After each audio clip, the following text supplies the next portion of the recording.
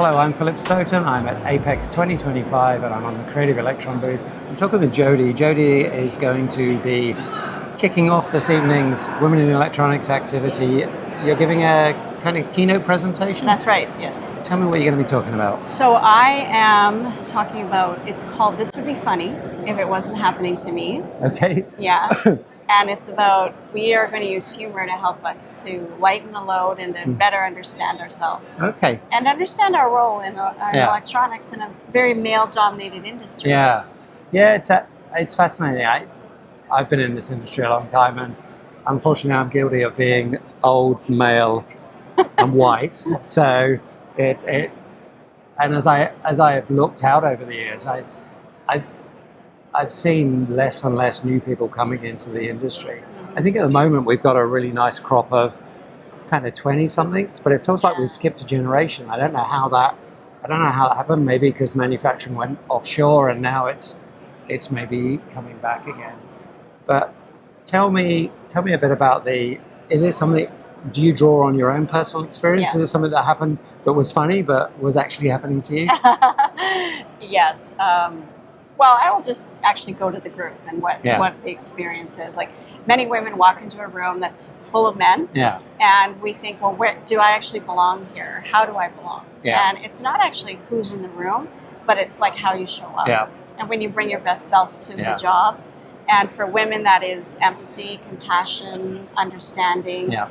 We score so much higher on things like emotional intelligence. Yeah, absolutely. Yeah, so when we bring all of that and we own it in ourselves, we bring it to our job. Yeah. So we're not relying on different strategies, etc., to give us a place, but we actually own our place. It's already there for us. Yeah, and I think that imposter syndrome, or whatever you want to call it, is a big issue. I'm guilty of it, but I think a lot of men are just ridiculously overconfident. I don't know if it's part of our upbringing or part of our DNA, but I think there's a difference there. I'll tell you a story which is really a really fun story, and feel free to use it. I was interviewing the GM of a large facility of a US car manufacturer. Okay. She started as a junior engineer. She had a boss and a team of about 4 or 5 engineers. They would fly to one particular factory about once a week. They'd go on the company's private jet all together, and the night they got there, all the guys that were engineers would go out drinking and doing what guys do.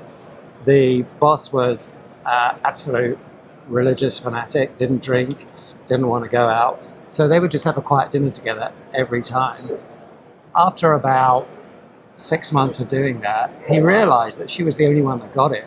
She was the only one that understood all the pain he'd been through, because she spent so much more time with him. Oh, that's a great She got the story. job running that facility, and she became a very important person within that organization. So there are kind of different routes, aren't there? Powerful. I mean, her empathy is going to transform the organization, right? So what I do is I specialize in helping companies blow past the autopilot so that we can get to greater depth. Yeah. And so every conversation you have has greater depth. And we have a shared connection that is much deeper, right? Yeah. So that's what that lady was able to see, is this deeper connection that she has with people. Yeah. And also every interaction that we have with others, but everything that we do in our jobs has greater depth. Yeah. So bringing more of that purpose alive. Yeah. Yeah, that's powerful huge stuff. Yeah, especially with technology. We do more with less, more with less. So what it means is it's taking the human part out of the job. Yeah, yeah, and that needs to be there. I think what's really interesting as well is I worked with a very large, one of the largest EMS companies in the US, and I worked with their design team. Their design team did an awesome job of having a very diverse workforce. Yeah. And the lady that ran it was doing a great job, and she said to me, how could you not do this? How could you design a product where 50% of the consumers are going to be female, a certain percentage of the consumers are going to be neurally diverse, right on. A certain number of them are going to be from immigrant backgrounds. Why wouldn't you have that on your design team? Because you've got way more chance of getting it right. Yeah. So I think understanding the business benefit is part of the equation, isn't it? Well, business and that we're people, and people are messy. Yeah, of course. We have like emotion. Yeah. I mean, that's why technology can do it so well, because it doesn't have emotion. Yeah. It doesn't have bias. It just gives you results. It can anticipate better than any person can, right? But people have depth. Yeah. And in that depth, if we lose touch with that depth, I mean, who knows what will happen? We'll just be like machines. Yeah. I don't think that's what's meant to happen. No, I don't think we want that. I don't think that's a good outcome for anybody. So talk a little bit more about the work you do with companies. When you're working with them, are you kind of avoiding that idea of, we're just going to do quotas, we need people at this level? You're working much more to make sure you can find the right fit, promote the right people? Yeah, so we have automatic habits and patterns that are unconscious, that are beneath the surface, that we don't even recognize. But when we get with other people and they are, say, our opposite, we will recognize in ourselves where our strength needs to be brought up, right? Yeah. So, I mean, there's simple things, not listening well, disregarding people, poor time management, procrastination, people pleasing, and these things we do over and over and over again, but without actually recognizing how they impact our work and the people that we work with. So I go in and I use comedy. I'm a stand-up comedian by my past. Cool. So we use comedy to just lighten up the crowd. So it's like a collective sigh of relief, and then we start getting into some of these things.